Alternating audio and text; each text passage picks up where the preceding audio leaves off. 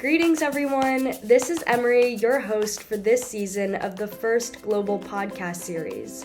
For today's episode, we're going to be reviewing some team highlights, and then we're going to be interviewing our very own founder of First Global and our sister organization First, Dean Kamen. Make sure to stay tuned so you can hear about what his inspiration was for this organization and what future aspirations he has. In reviewing updates from our teams, first up is Team Guinea, learning advocacy in schools. Second, Team Oman recently met with the head of Environmental Authority to talk about the most prominent environmental challenges that we all face. Good job working on the first phase of the Solutions Challenge. Team Romania also held a robotics demonstration for kids in their community called Robotics at the Fortress. Lastly, we got some really creative submissions of teams showcasing their project theme in the first social media challenge titled Picture This.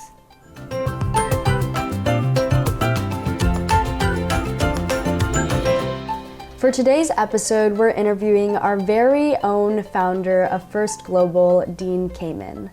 Among many things, Dean is also the founder of First, which stands for Inspiration and Recognition of Science and Technology, DECA Research and Development, a New Hampshire-based technology company, and the Advanced Regenerative Manufacturing Institute, ARMY.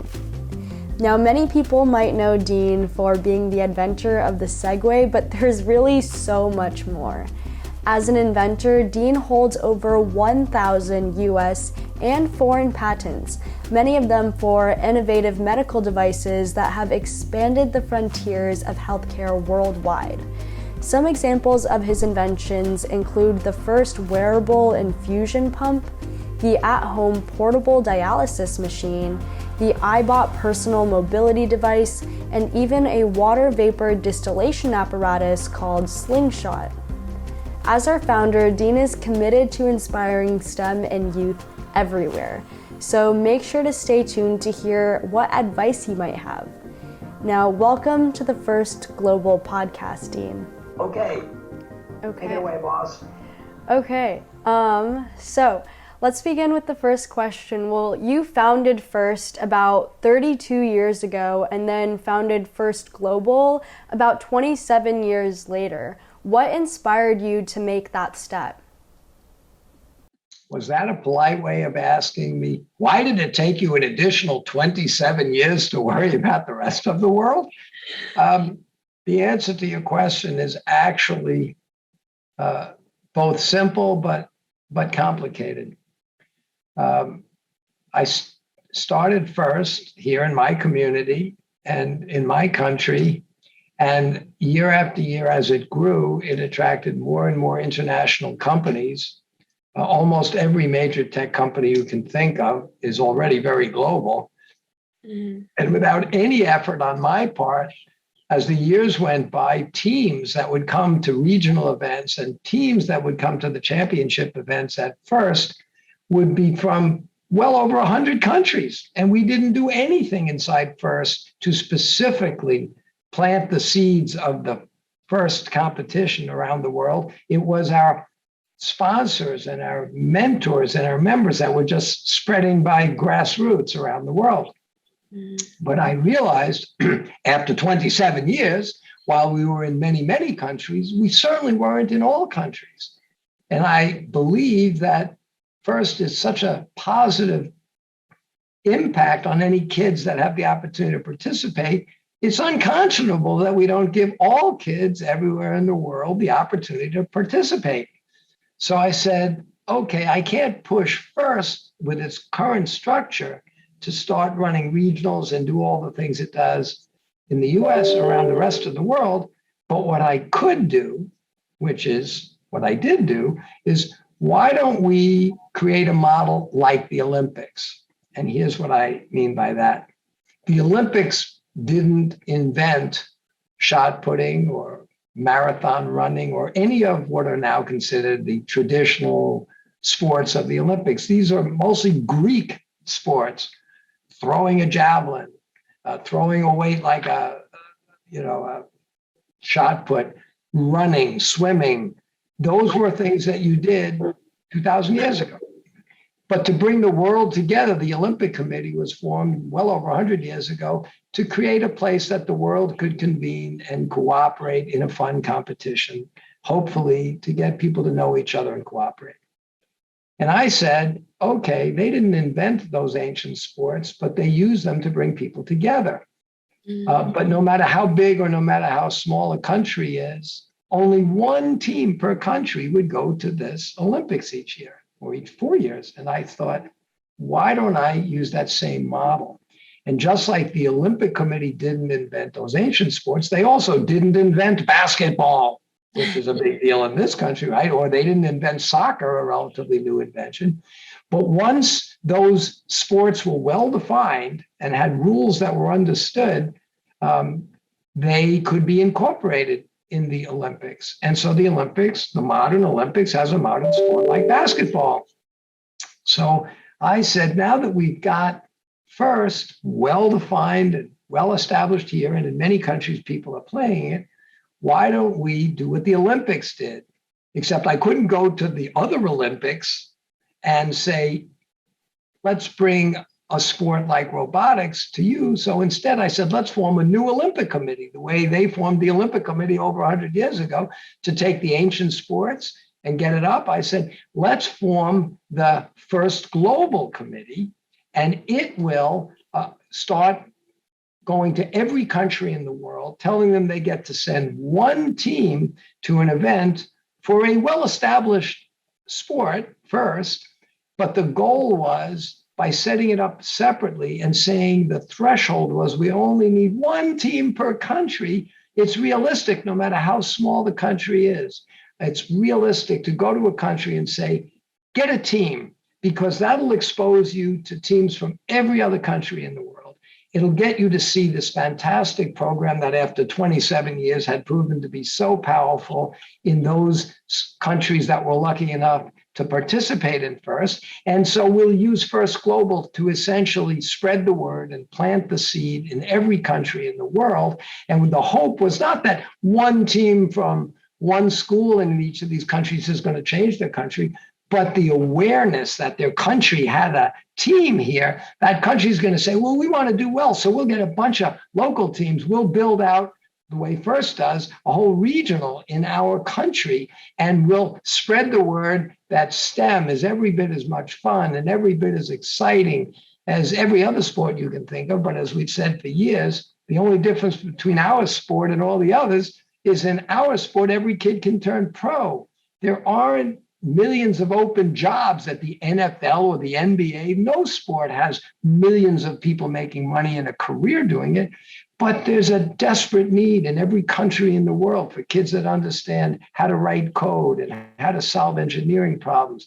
So we said, let's create First Global. It'll be a sister organization to First. And just like the International Olympics uses basketball and its rules and its field and its ball and its net and its hoops, but it uses them all over the world using the standardized game, let's get countries all over the world to adopt the first model, the first program, the first sport, but get it kickstarted in every country in the world so that over the next few years, we will have First as a sport that is in every country in the world. And we'll have the first generation of kids on this planet that are really connected by a sport that they can all participate in. The other neat thing about our sport compared to others is you're probably not going to do very well at football unless you're pretty big and pretty heavy. You're not going to do very well at basketball unless you're around 7 feet tall, right?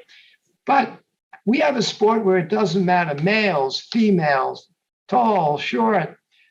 We have the sport that's available to everybody, that can be the start of a career for everybody. So let's get kids all over the world connected to each other. Let's get them to learn how to communicate and cooperate. And the world will be a better place. They'll start out at a young age, knowing how to be part of a global network. And that would be, to me, the ultimate vision of First Global. Yeah, that's the thing that I really love about this organization is how many layers there are to what it can bring to students who participate, in that it is about learning more in STEM, but then also, this excites me a lot because I'm an international relations major, but also getting to meet so many different people from all around the world that in a lot of ways students would otherwise not get to meet. And that brings about, like cooperation and getting to learn about other cultures and such as well. So yeah, that is super exciting to hear. We also wanted to get into learning a little bit more about you.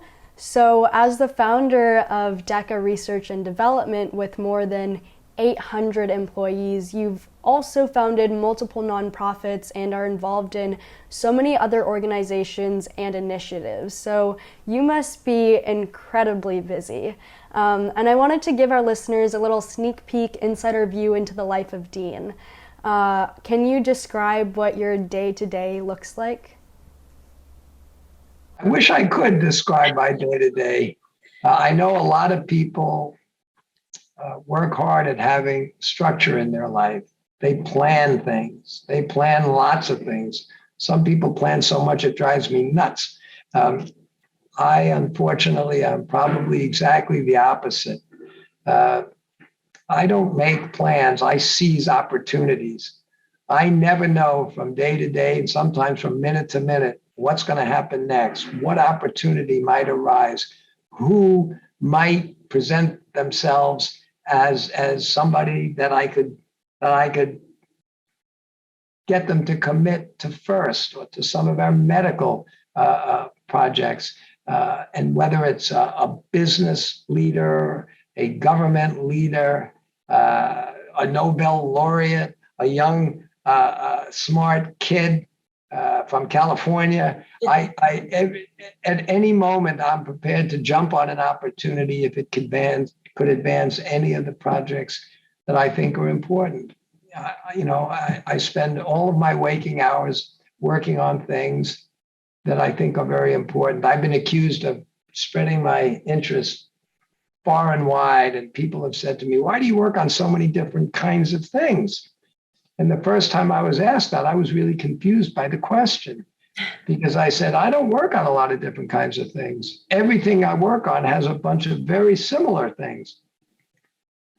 I work on solving what I think are critically important problems that are not being addressed very well now, whether it's a way to make little small patch pump kind of things for delivering insulin to particularly little kids that don't need a great big pump. I work on iBots so that the disabled community can have dignity and look you in the eye and go up and down stairs, which they'll never do on a wheelchair, which hasn't changed in 200 years. So I make iBots. I realize that most schools have science fairs and they have science programs, but they don't have anything that is made to appeal to kids that are intimidated by math and science. They don't have the equivalent of the sports version of it. And I realize it's a huge missed opportunity if we get another whole generation of kids growing up that don't realize, particularly women and minorities, that science and engineering is fun, it is accessible, it is rewarding, and it will lead to careers. So I say to people, I don't know what you mean. I work on a lot of different things. FIRST is like making an insulin pump, and making an insulin pump is like making an iBot, and making an iBot is like making a dialysis machine. I work on a project if I think we have a better idea than that's currently out there to maybe solve an age-old problem with a whole new approach, and whether the new approach is better technologies like solid-state gyroscopes and iBots, or sensor technologies for little pumps, or a way to encapsulate all the passion people have for sports, but use it so that they can develop that muscle hanging between their ears instead of the muscles that you normally develop playing other sports. But my very long answer to your question is, what is my day like? My day is like typically running from one opportunity to another to try to push them all going forward, because I think they all take too long. The world needs solutions to all these problems. I don't want another season to go by without getting more kids into FIRST. I don't want another year to go by without making life better for the disabled community. I want all my projects to reach all the people that need them as quickly as possible. And I've been told by lots of people that age-old famous statement, every problem really is an opportunity in disguise. Well, if that statement is true, I can tell you my life is being surrounded by insurmountable opportunity. And I spend my time trying to stay one step ahead of all the problems that we're trying to solve. And I spend my days trying to bring in all the people and resources and ideas that can help accelerate solutions to these problems. I absolutely love that angle of like seeing all of these difficulties that people might face throughout, day to day or like just in general, and trying to figure out a way to improve people's lives, or in a cheesy way say like make the world a better place. And maybe that is the favorite part of your job, but I do want to know, like, what is your favorite part about your job? I guess the favorite part about my job is that I've never had a job. To me, the word job means there's some boss telling you what to do. As a little kid, I never liked people telling me what to do. And I think my parents quickly understood that and stopped trying to tell me what to do. But as a little kid, I worried that all the adults I saw, the parents of my friends, were people that had a boss and had a job, and they did have people telling them what to do. And I realized once I get older, I might have to be one of those people. And I decided I never wanted to be one of those people. So I said, I know what I'll do. I'm going to study things. I'm going to get good enough at certain kinds of solving problems that I can create something that the world needs. And if I can create something that the world needs and make it, and the world is willing to come to me in exchange for giving the world something that it needs, whether it's a dialysis machine, insulin pump, or a stent, or any of the projects we work on, if I can get the world in return to reward me with enough money to make these things and make my career, then I'll never have a boss and I'll never have a job. And I'll just get better and better at making solutions to problems. And if the world likes those solutions, the world will reward me by allowing me to continue to work on the next project. And now I've got about 800 technical people. And I'd like to think none of them really have a job either. I rarely spend my time telling somebody, do this, do that, do that. I go around to all my projects reminding people we've got this big problem to solve. You people have to work really hard at solving it. I will help with ideas. I will help with resources. We have a beautiful shop to help make prototypes. We have all sorts of resources to help turn dreams into reality. But mostly I expect people here to be highly self-motivated because they realize they have the opportunity to do something that can really help the rest of the world. And in return, hopefully they'll have nice careers, but hopefully none of them think they have a job. If they want a job, they should go somewhere else and get a job. That's so funny because someone else I interviewed, I don't know if you might know him, Alexander Michon, he's in a previous episode, but I asked him a similar question and he said, well, something that I love about my job is just, the same thing that you said. And he says, my goal is to make sure that I create something that people want and will improve their lives so that I don't have to get a real job, so long as my wife is okay with me doing this and she doesn't force me to get a real job. So that's really funny. Moving on to, again, a little bit more about you, but you have such impressive accolades and accomplishments, such as the National Medal of Technology presented by then President Clinton, the Lemelson MIT Prize, and you were inducted into the National Academy of Engineering, among so much more. Additionally, you're such an inspiration to many young students interested in STEM. And I want to know, what factors do you think are the biggest contributors to your success? whether that be maybe networking, drive, talent, etc.? I've been asked that question many times over years because, as you say, I've been given all sorts of recognitions, some of which I probably don't deserve, but nonetheless, I have them. But once you get those things, you get that question a lot. So I've thought about the question, what does it really take to succeed? I've thought about it a lot, but I think when I give you the answer, and as I finally decided is the only answer I could credibly give to everybody, you're going to think I'm trying to avoid your question or giving you a simple answer, but I'm not. I've thought about that question a lot. I know a lot of incredibly successful people, whether you consider success, they won the Nobel Prize, or whether you consider success, they founded companies like Google or Amazon. And I know those folks, and I know a lot of Nobel laureates. I will tell you, however, if you ask me what makes those people successful, it's not their education. Some of them have PhDs, some of them dropped out of college, some of them never went to college. It's not their networks, it's not their background, it's not what their parents did. There's all sorts of people that are looking for, here's the simple way to be a success, here's the shortcut. I will tell you, the only common element I've seen among all these enormously successful people is when you really get into it and you really get to know them, the one thing they all have in common, they work hard, really hard at what they're trying to accomplish. And typically they are so focused on it. They work so hard, much harder than any boss would ever drive you to work at something. Anybody that thinks, I don't want a boss because I don't want to work hard. If you want to be successful, you're going to be working way harder than any boss could ever make you on any job you could ever be hired into. So my short answer to anybody that wants to know the simple secret of success is there's no simple secret. There's just really hard work. That's the end of it. Yeah, honestly, and I think that's a great answer because I remember when I was younger, I'd always be like, oh, but they're so much smarter than me. My mom's like, no, it doesn't matter. It's about working hard. And I really think that your answer aligns with that very well. And aligns also with... Tell your mom she's very smart. I will, for sure. Thank you.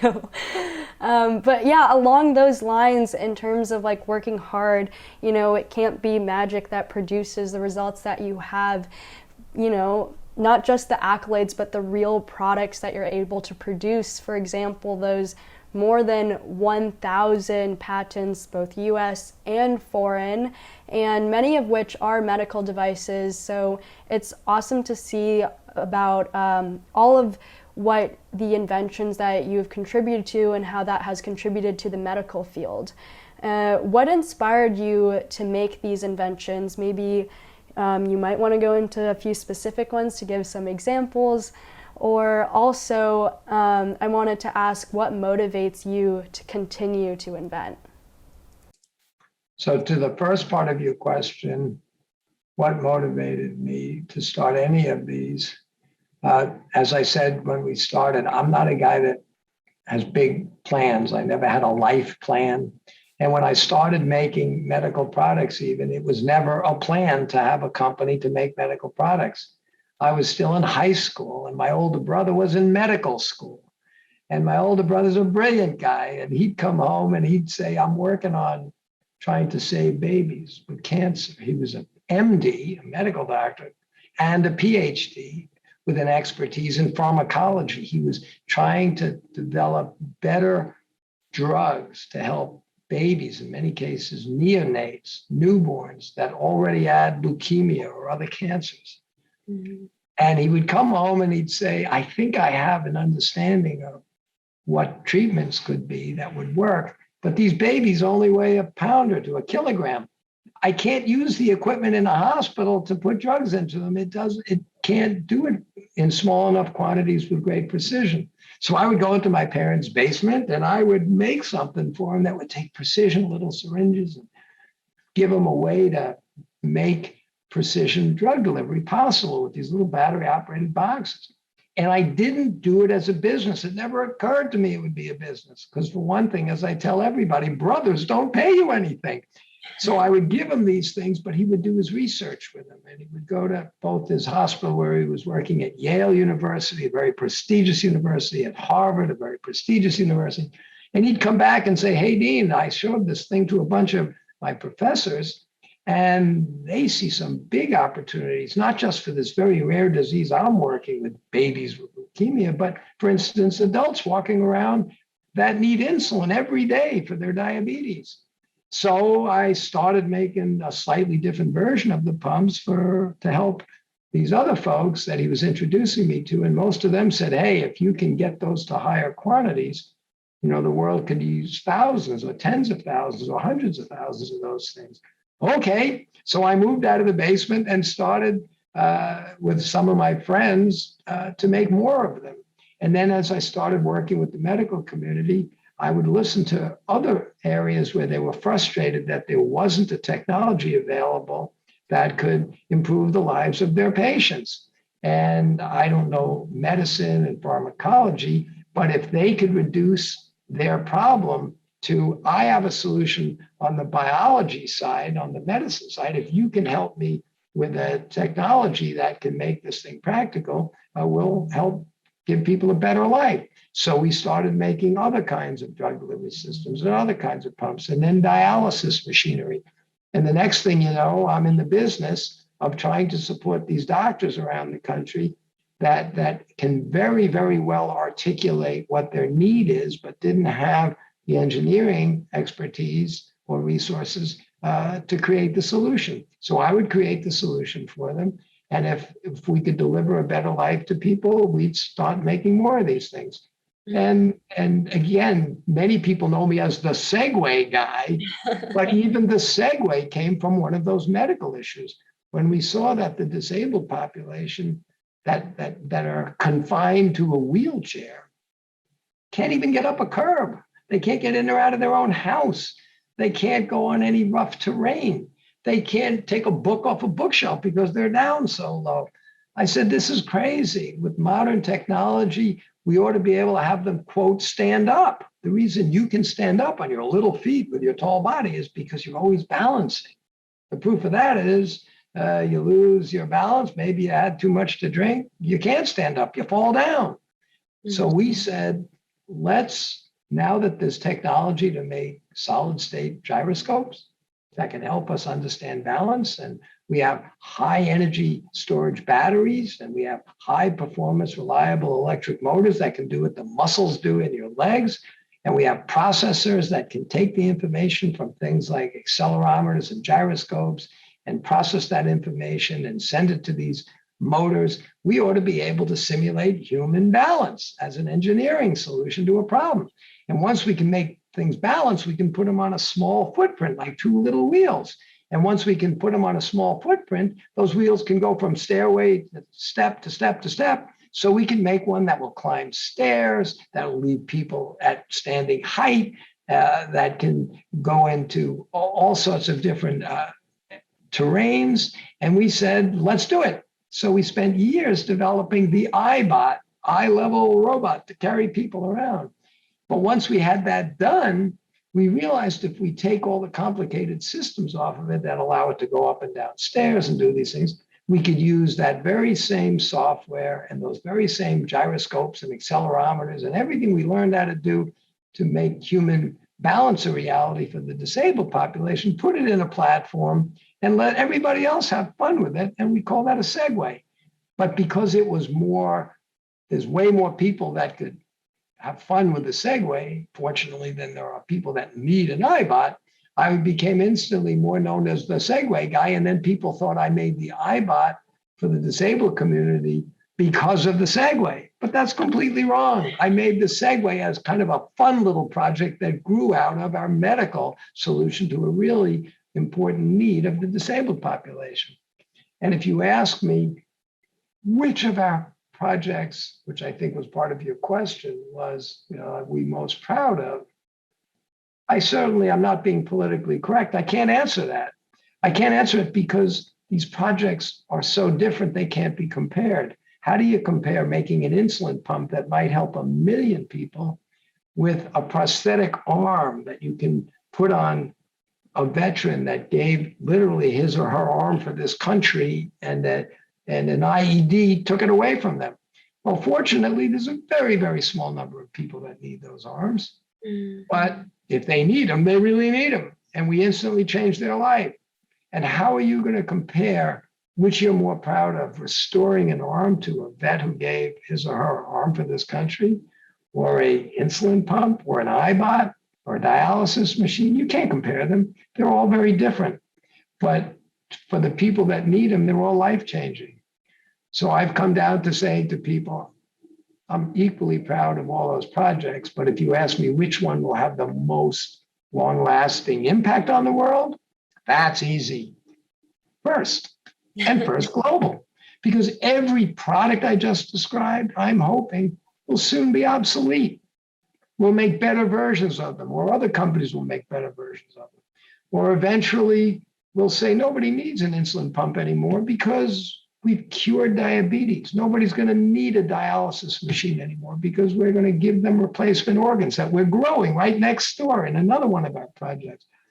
So I say every project we work on, hopefully, will become obsolete. They belong in a museum in 20 years.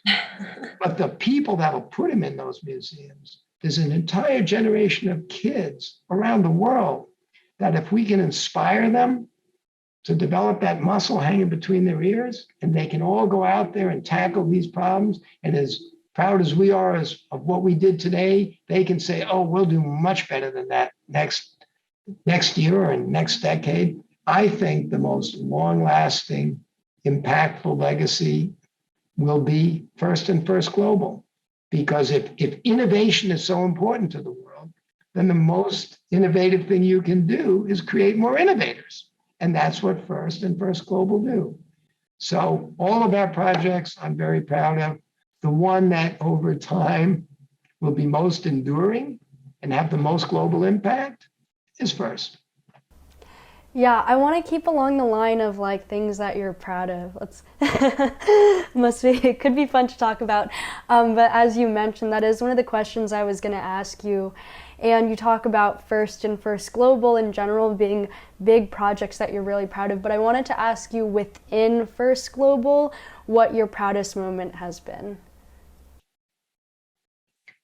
Again, you can't find the proudest moment because every time you talk to some kid on a First or a First Global team, you can be shocked at how sophisticated they've become in the very short time that they've been working in the First community.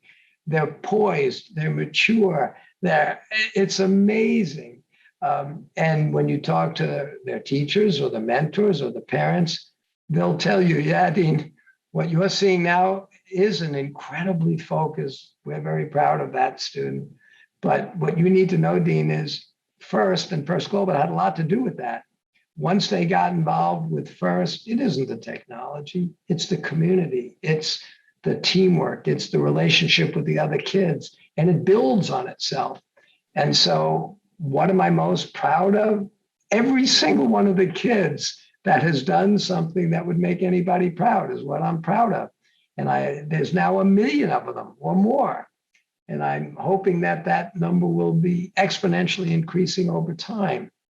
I would say to you, not what I'm most proud of, but what I was most surprised by and energized by when it came to First Global is how fast, in some ways, people understood that this model of the Olympics is to the NFL or the Olympics is to NBA basketball, namely, it's only one team per country, but every country should have their own teams. I thought that would take a long time to develop. It would be a hard sell. Many of the countries in the world I've never visited, I wasn't sure how we'd get the message out. And the first year that we did a First Global event, I thought, let's go out to the community at First. Let's try to spread the word that we're going to do this new test of an idea. And let's try to get one team from eventually every country in the world. And I would have been very happy if we had 20 or 30 teams a couple of years ago, or 3 years ago now. And we didn't have 20 or 30 in the very first, quote, demonstration season, which I thought would be a small group, and we do it in the US where we had a little more resources. I thought we would do it in Washington, DC, and I thought we'd have 20 or 30 teams, and we had something like 130 teams. And we packed Constitution Hall. It was crazy. As I told you before, I'm not a really good planner, but we scrambled to get them all in and make it a success. It was so successful that we said, right there on the spot, while we were still in Constitution Hall, I only had 4 or 5 people that were behind this thing, that were international. One was a guy from Mexico, Ricardo Salinas, who happened to own the big arena in Mexico City. And I said to him, next year, 2018, will be the 50th anniversary of the 1968 Olympics that happened in Mexico City. So on the 50th anniversary of an Olympic event, since we're trying to make First Global an Olympic event, why don't we use your giant arena and invite all these 130 countries in the rest of the world, and let's do, the first time ever, an international championship of first. And on the spot, he said, okay, let's do it. We didn't even plan anything at that point, but I put a microphone in front of him, and he said, we're going to do this in Mexico City next year. And the next year, for the first time ever outside the US, we did an event. And we didn't have 130 countries. We had something like 150 or 160. We had a lot more. Yeah. And then we said, that was so spectacular. Now let's go somewhere even further away from the US than Mexico. Well, the place in the world that, if any place could prove that kids will get along with each other, no matter how their parents and grandparents continue to mindlessly, inflict self-inflicted wounds on each other, what place around the world will really stand out if we can prove that kids everywhere will know how to cooperate, get along? How about the Middle East? So we said, let's go from Constitution Hall in Washington to Mexico City to Dubai in the Middle East. And the following year, we went to Dubai, and we had more than 190 countries. We had virtually every country in the world, all 54 countries in Africa. We had pretty much every country in the world convening with all their kids in the Middle East. And all the kids from all the countries in the Middle East that have never gotten along with each other, all those kids were cooperating and communicating, and they were on alliances with each other. And even when their robots were fighting with each other, the kids were supporting each other and sharing parts. It was an incredible experience. And then last year, we were going to do the 4th one, but there was this little pesky problem called COVID. So we had to cancel last year, but we'll be back next year with a great program. We're pretty sure where we're going to have it, but my guess is I better not say more about that right now, because I don't know how much we should be talking about. But I can tell you, with our new president, Jeff May, and this tiny little team he has, we're making extraordinary progress. And I think First Global is going to be bigger and better than ever next year, and we'll be convening in person somewhere in the world. That's so exciting, and I'm excited to see what happens next year as well. And I love hearing just about the growth every year that First Global has, and then the growth of the impact that we're able to have as well. We talk a lot about the importance of STEM in terms of, students who might be inspired to continue having a career in STEM, specifically maybe following in your footsteps, wanting to continue inventing things or in any other field. But I wanted to know, in your opinion, what is the importance of a STEM education for those who might not be pursuing a career specifically in STEM? So that's a very, very good question. And trying to explain to kids and their parents and teachers how quickly the world is changing and how quickly understanding technology is becoming critically important just to be a good citizen. I think nobody should think you only want to be involved with FIRST if you plan to be an engineer. That's simply not true. To be a responsible citizen, you have to understand technology these days. How are we going to deal with global warming? Well, what's causing it? How do you stop it? Where are the trade-offs? What are the policies we need in place to make intelligent decisions about technology, to make sure it's being used as a tool for the betterment of humankind and not as a weapon, intentionally or unintentionally destroying the environment and destroying people's opportunities? You have to embrace fundamentally understanding science and technology. And to do that, you ought to understand some mathematics and logic.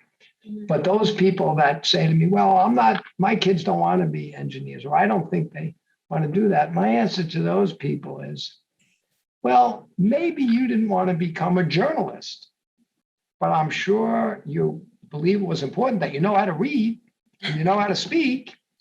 And I think people would be ashamed to say I'm illiterate. Most adults, if they couldn't read, would work hard to hide that fact.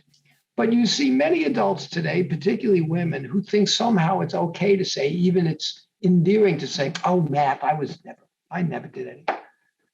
I would say to those people, you ought to stop sending a message to young people that it's okay that you never learned any math, that somehow that's okay. You wouldn't say, oh, I never learned how to read. That's fine. I think it is important to tell all kids around this planet of ours that their future is going to require, in order for them to be serious, responsible, global citizens, they need to understand at some fundamental level science and technology, mathematics, and whether they plan to be an engineer or a scientist or not. It's like whether they plan to be a journalist or not. They ought to be capable of reading and structured thinking.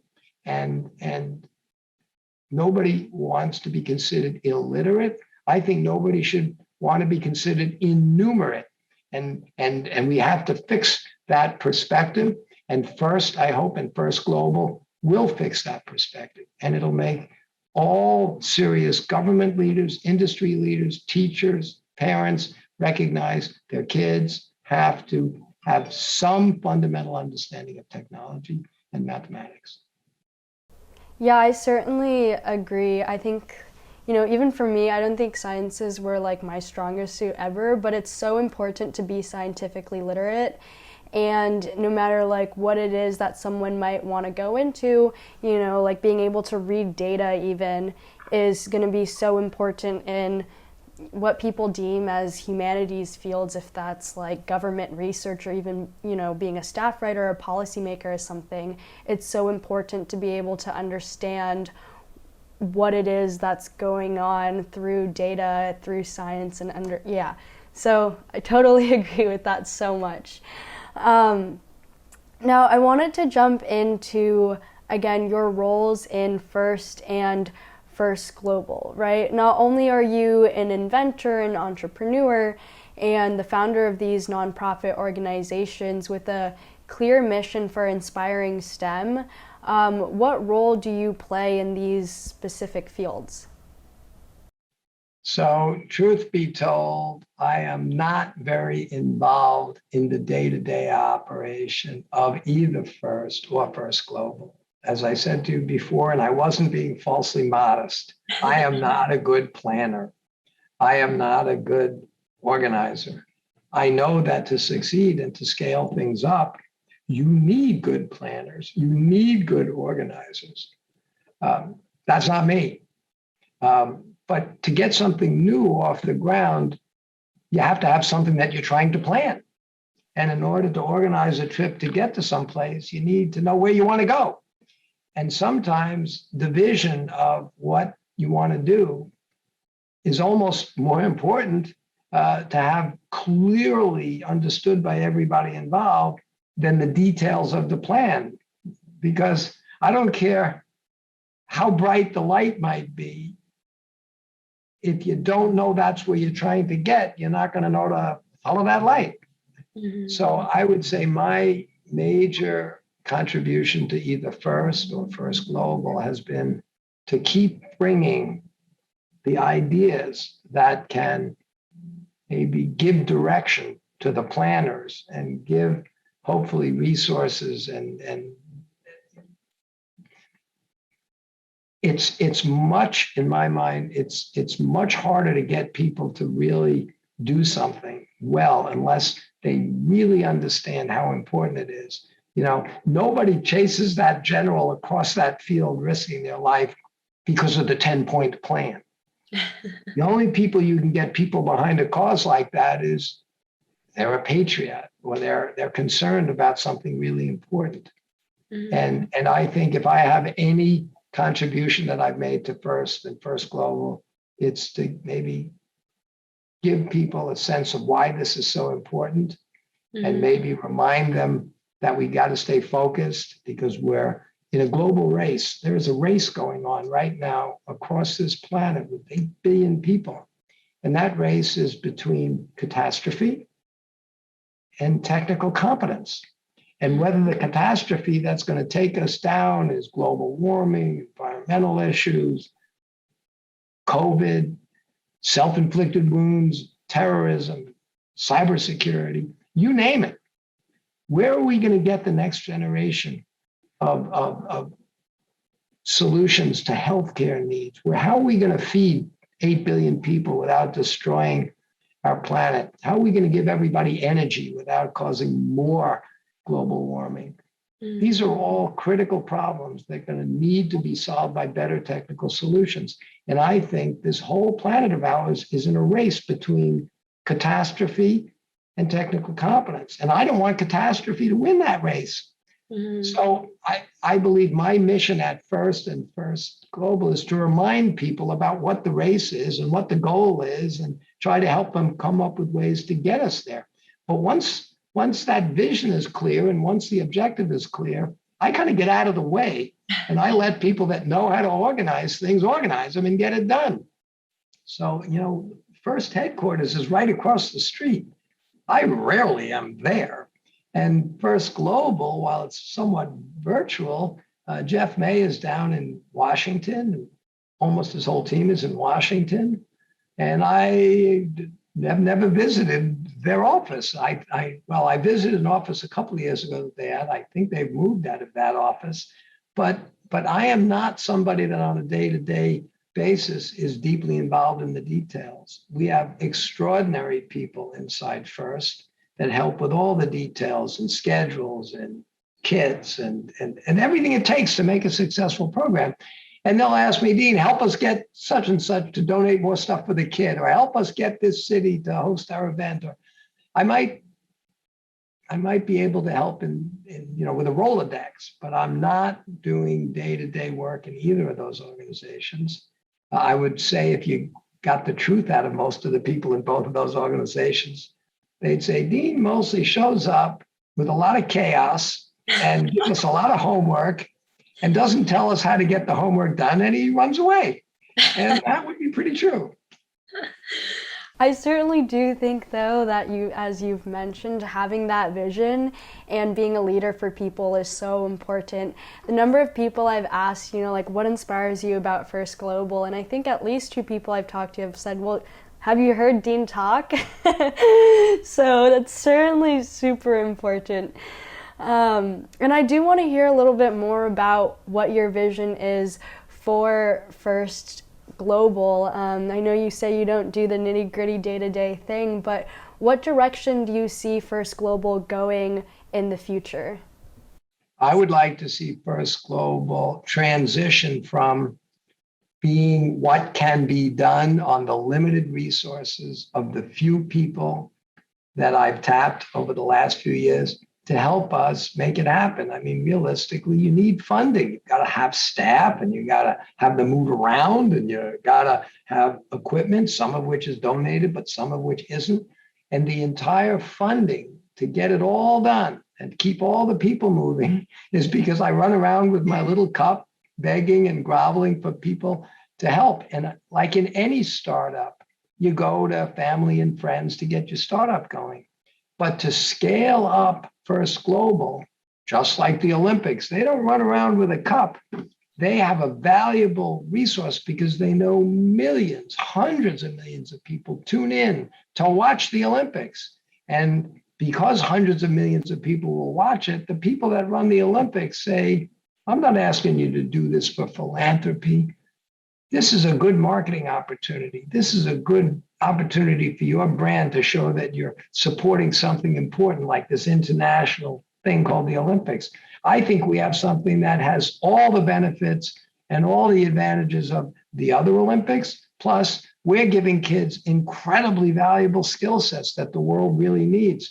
So my vision for First Global is we get it to a scale where it starts to attract not just the people that Dean goes to every time he needs to get a crazy idea off the ground, but we start going to major organizations and government agencies and say, hey, let's put enough resources behind First Global that it becomes something that gets so much attention, so much media attention, that we can start getting real sponsors to start pouring real resources into this program so that we can make it available to every kid in the world. And why all the kids in the world seeing it, they will embrace it and want to be involved. And it's that vicious cycle of the more kids want it, the more you'll make, the more you make, the bigger it gets, more kids get to see it.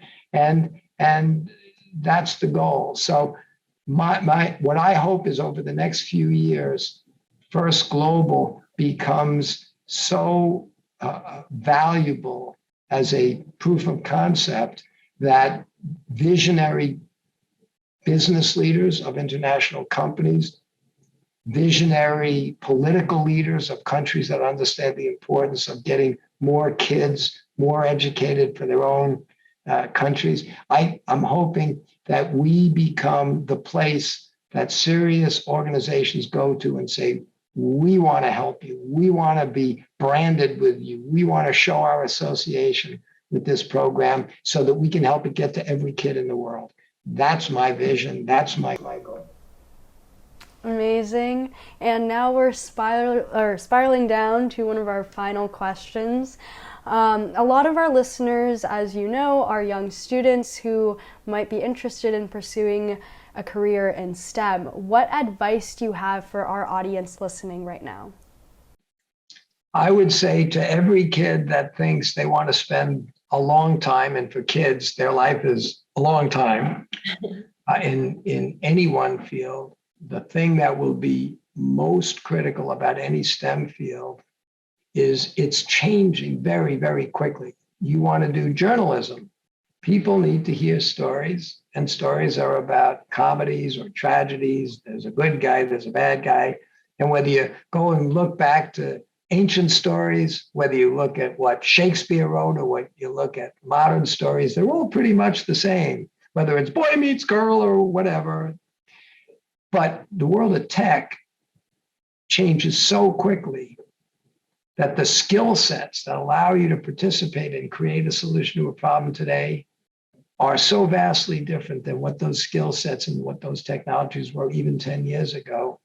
And as Moore's law shows us, technology is changing so quickly that I would urge every student not to think, I got to learn the best I can about this software package, this development package, this microprocessor, this sensor. No matter what technology you're playing with today, in a few years, it's obsolete. Mm-hmm. What I would say to all these kids, get back and learn all the basics, the things that don't change. The laws of physics don't change, Newton's laws and Maxwell's equations and the first and second law of thermodynamics, they don't change. And they're very subtle and they're very powerful. And you can count on them. The laws of man change all the time. And the products we make change all the time. The laws of nature, you can count on them. And Mother Nature is undefeated. So trust her. I would say to kids around the world, study math, study physics, study all the basics so that no matter what new technology comes along, you have such a basic understanding. You can pick up the spec sheet on that new technology. You can pick up the textbook on that new engineering field. You can use your basic understanding of physics and mathematics so you can learn and understand how to develop and apply whatever is the then current technology, because it will keep changing. But these kids need a long career in tech, so they need to be well grounded in the stuff that doesn't change, that they will need to use their whole life. Thank you for that advice, Dean, and I certainly will follow that as well, because I think even over my very short life so far, I've noticed that technology and everything changes so fast. It's so important to have a really grounded understanding in the foundations. That's all the questions that I have for you today. Thank you so much for joining me. Thank you, and thank you for helping spread the word about First Global. And anything I can do to help you spread that word, let me know. And I'll look forward to seeing you this season when we're allowed to all get together and celebrate. Thank you so much, Dean, for being a part of this podcast episode, and thank you all for listening. Make sure to tune in by subscribing, and we look forward to the rest of this season. Let's discover and recover.